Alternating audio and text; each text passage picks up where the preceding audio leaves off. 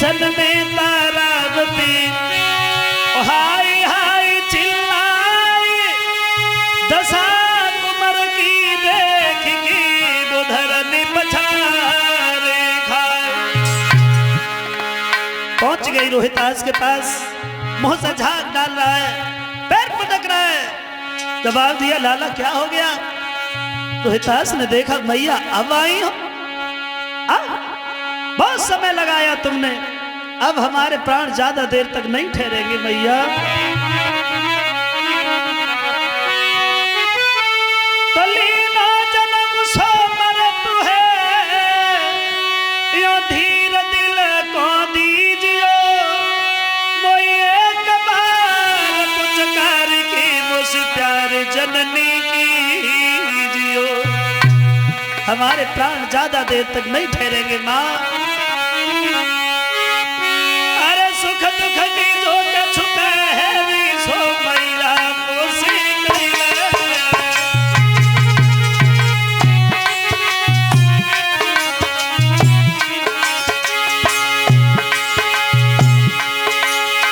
सुख दुख की जो छुपे है भी सो जननी कोसी कहिले।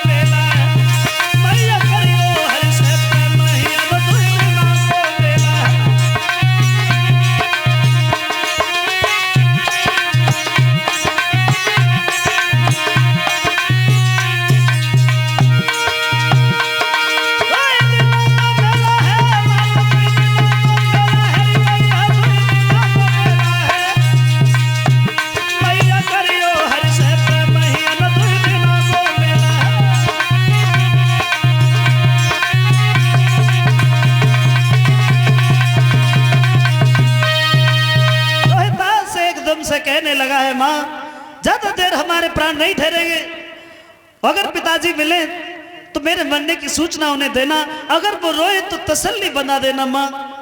इतना कहने के बाद रोहितास का सर तारा की गोद में एक तरफ के लिए लुढ़क गया। तारा ने जैसे ही देखा फूट फूट करके रोने लगी, ये क्या हो गया मेरे लाल, अब कहाँ जाऊंगी मैं, कौन सहारा देगा तेरे बिना।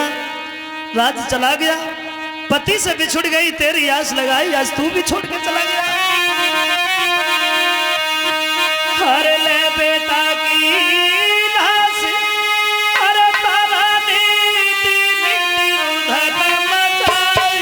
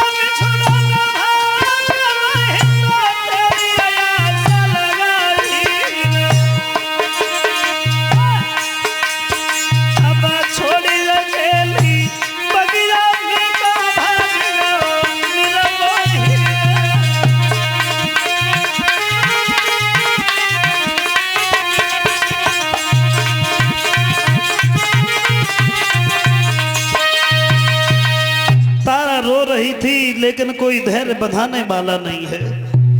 उसी समय सज्जनों नतीजा ये हो गया, बाघ की मालिन ने आकर के तसल्ली बंधाई है, बहन तेरे बच्चे को सर्प ने डसा है, इसकी लाश फट जाएगी, ऐसा करो इसका अंतिम संस्कार करो। अब इतना भी कुछ नहीं है कि कफन भी मिल जाए, तारा कहने लगी, लाला तेरी किस्मत कैसी है। जब तेरा जन्म हुआ था तो लाखों का सोना दान में लुटा दिया गया था, जब तू मर गया तो तेरे लिए कफन तक नहीं है। अब तो जो साड़ी पहने थी उसी साड़ी से दो भाग किए हैं तारा ने। एक भाग में बच्चे को लपेट लिया, एक भाग से शरीर ढक लिया। कंधे पे डालने के बाद चली तारा।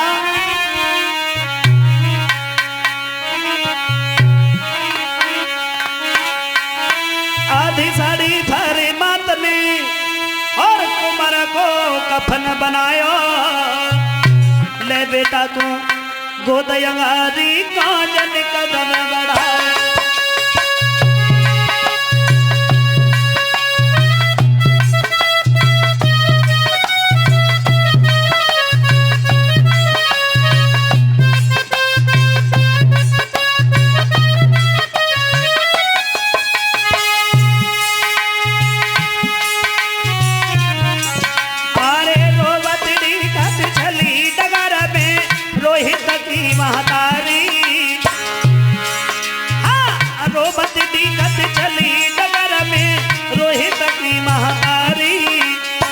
पहुंच गई वहां जाई जहां ते हरिश्चंद्र बलकाए।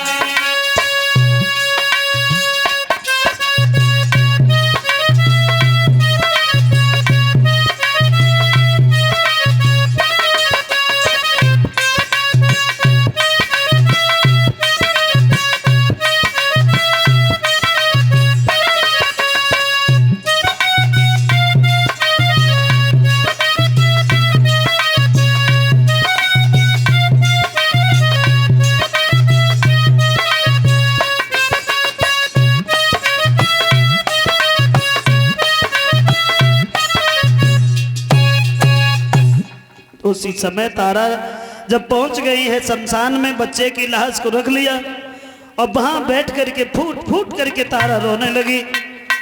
परमेश्वर ये क्या हो गया। अतीत की याद उसकी आंखों में चूम रही थी। लाला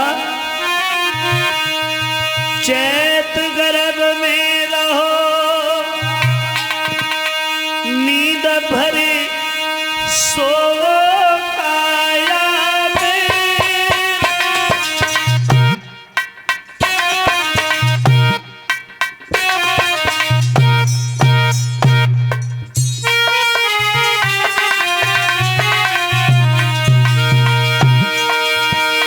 बेटा चैत गर्भ में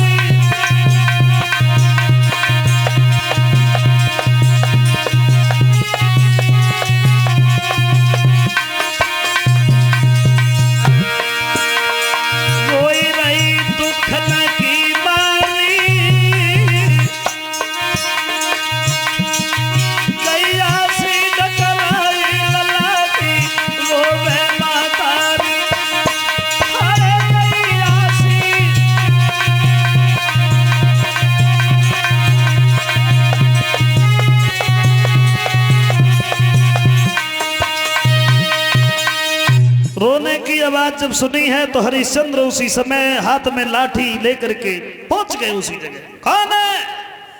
अरे ये भी नहीं पता है किस जगह हमारा पहरा है। लाठी टेकते भाई चले आए और जैसे ही तारा को देखा तो जवाब दिया, तारा तू? भाई तू यहाँ का एक आई है? तारा कुछ नहीं बोली। रोहितास के सर से वो धोती का टुकड़ा हटा दिया और रोहितास को जैसे ही देखा है तो एकदम से पछाड़ खा करके हरिश्चंद्र जमीन पे गिर गए।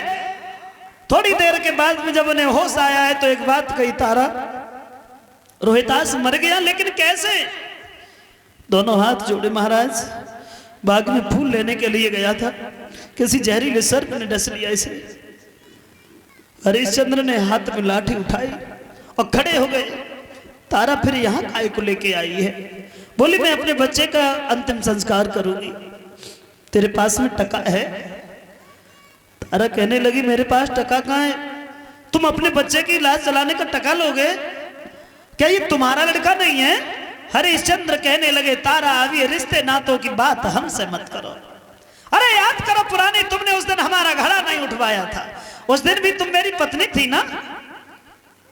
उस दिन तुम अपने धर्म पे थी तो आज हम अपने धर्म पे। लाश नहीं जलेगी तारा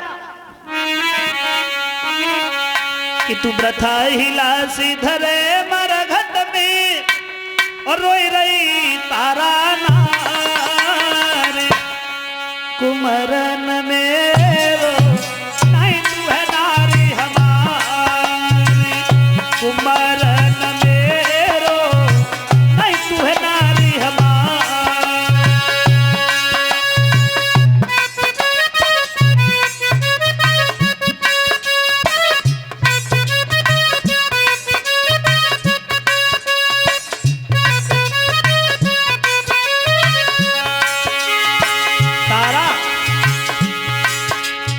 मुर्दा तबिया जले टका देव कर को है, कालू को है घाटन मेरे घर को है।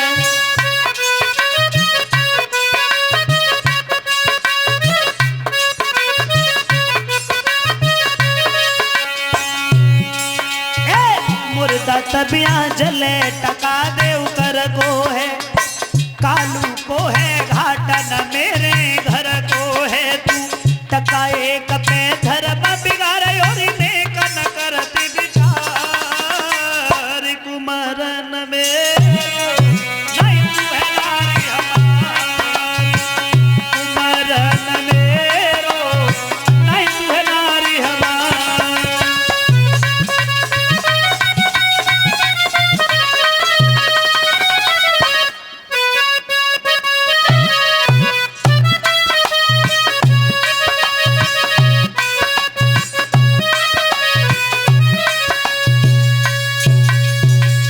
उसी समय तारा ने फिर वो लाह से उठाई, हरिश्चंद्र ने लाह से जलने नहीं दी।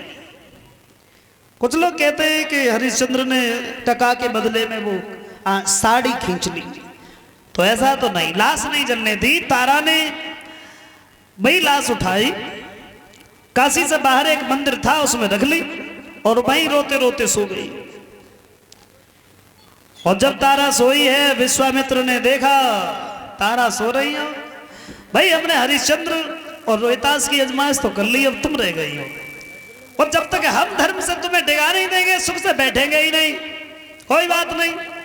ब्राह्मण बन के फिर आवाज लगाई, काशी के लोगों, किसी का बड़ा सुंदर बच्चा था जो बाग में, किसी का बड़ा सुंदर बच्चा था, नगर से बाहर मंदिर है उसमें एक डायन आई है, बच्चों को मार रही है, अपने अपने बच्चों को देखना। और जो ये बात सबने सुनी बड़े भयभीत हो गए। सब लोग काशी के राजा के पास में गए। उस राजा ने मेहतर और मेहतर ने हरिश्चंद्र को बुला लिया।